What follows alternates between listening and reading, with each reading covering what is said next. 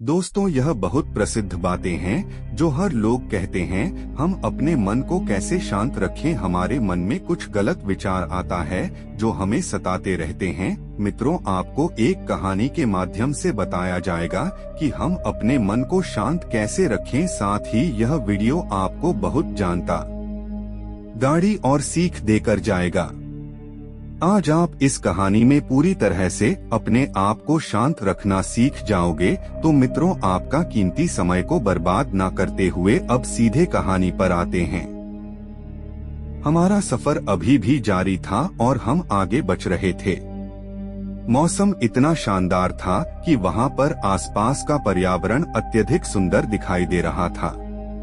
मगर फिर भी मेरा मन न जाने कौन सी चुनौतियों में उस समय उलझा हुआ था कि मैं खुद ही अपने विचारों में उलझा हुआ और खुद ही मैं बार बार आते हुए चल रहा था। प्रिय दर्शकों, अगर आप ये कहानी सुन रहे हैं तो पूरा सुनिएगा, क्योंकि आधा अधूरा ज्ञान किसी के लिए सही नहीं होता है। बुद्ध जो भी इस वीडियो को लाइक करें और चैनल को सब्सक्राइब करके कमेंट में नमो बुद्धा लिखें।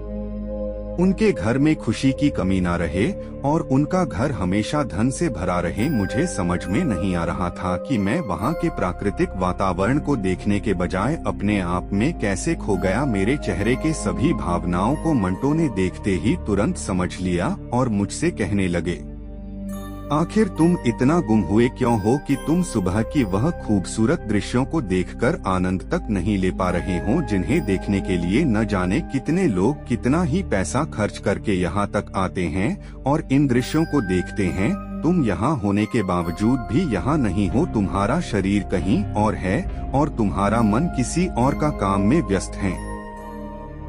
ऐसे तो तुम अपनी जिंदगी के इन अनमोल पल को यूं ही गवा दोगे। मुझे क्षमा कीजिए, मैं सिर्फ अपने कुछ कामों में उलझ गया था। मेरे दिमाग में लगातार कामों को लेकर चिंता बनी हुई थी और फिर मेरे मन में तरह तरह के विचार आने लगे हैं। मैं शायद उनमें ही खो गया था।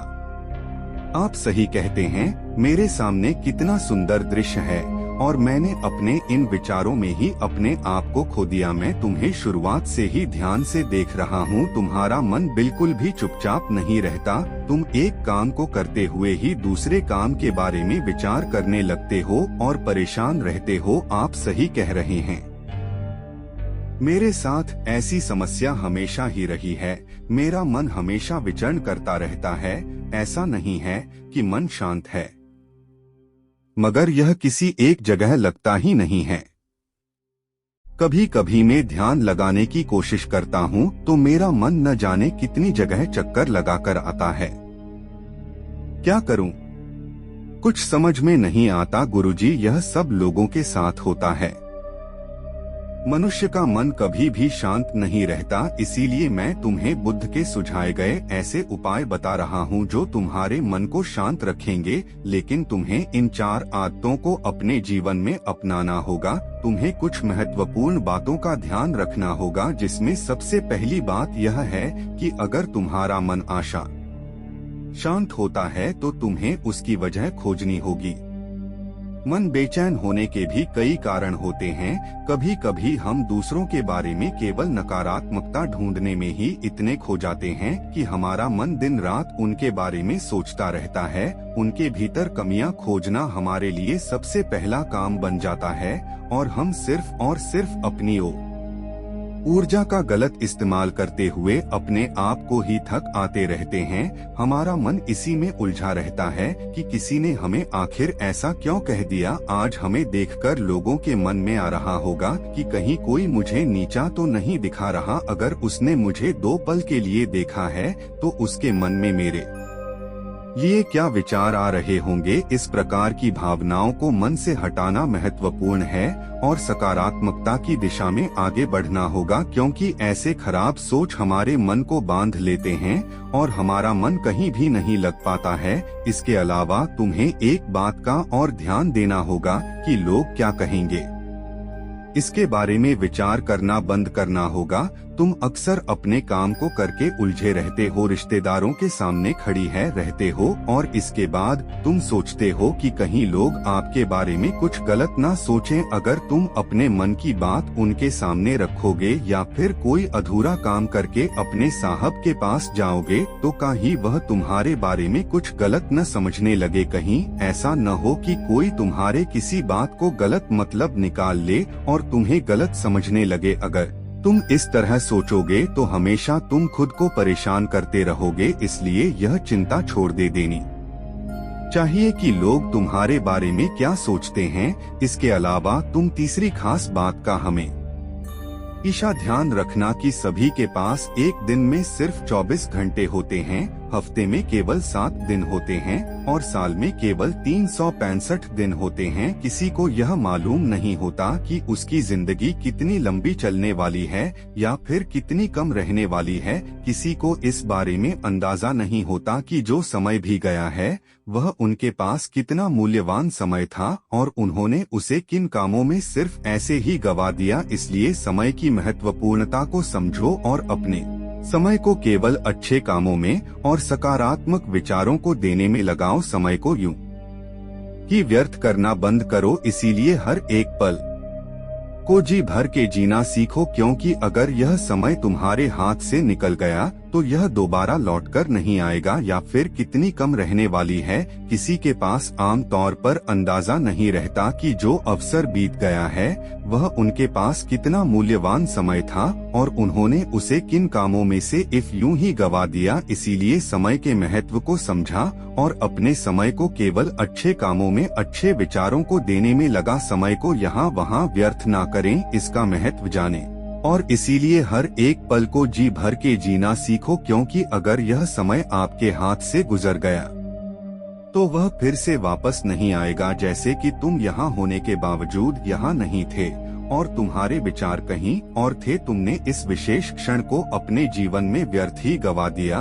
और अब मैं तुम्हें बुद्ध का चौथा महत्वपूर्ण नियम बताता हूँ जो तुम्हारे मन को शांति दिला सकता है। अपनी तुलना किसी से कभी मत करना। हर व्यक्ति अलग होता है। जब अपने ही हाथ की 5 उंगलियां अलग अलग होती है और विभिन्न तरह से काम करती है, जब अपने ही शरीर की दोनों आंखें भी एक दूसरे के साथ मेल नहीं खाती, तो फिर तुम कैसे अपनी तुलना किसी और से करने लग जाते हो। यह एक बद्धी वजह है कि जब तुम अपने आप को दूसरों से अलग दिखाने की कोशिश करते हो, अपने आप को नीचा दिखाने लगते हो और फिर तुम्हारा मन तुलना करता है तो ये कठिनाइयां पैदा कर सकता है। इसलिए अगर अपनी तुलना करनी है तो केवल अपने आप से करो। प्रतिदिन अपने आप को आगे बढ़ाने का प्रयास करो और प्रतिदिन तुम भी आगे बढ़ो। गुरुजी, आपने जो कहा वह पूरी तरह से उचित था। मैं इन बातों का ध्यान रखूंगा। इसके अलावा भी हम अपने मन को शांत रखने के लिए कुछ उपाय इस्तेमाल कर सकते हैं। हाँ बिल्कुल, तुम्हें बस कुछ बातों का ध्यान रखते हुए उनका पालन करना होगा, जैसे कि अपने विचारों से दूर ना भागो, चाहे वह अच्छे हो या बुरे, क्योंकि सभी के मन में विचार आते हैं। अपने मन को स्थिर रखने का अर्थ यह नहीं है कि हमें इससे बचना है। यह विचार कभी मन में आ ही नहीं सकते, किंतु मन को शांत करने का अर्थ है कि हम अपने मन के विचारों से परेशान न हो और इसे एक मानसिक विकार समझकर इस पर ज्यादा ध्यान न दें। अगर आप अपने दिमाग से उन्हें हटाने का प्रयास करेंगे तो आपको कभी भी उन्हें पूरी तरह से नहीं हटा पाएंगे, बल्कि ऐसे ही आपको और परेशान करेंगे।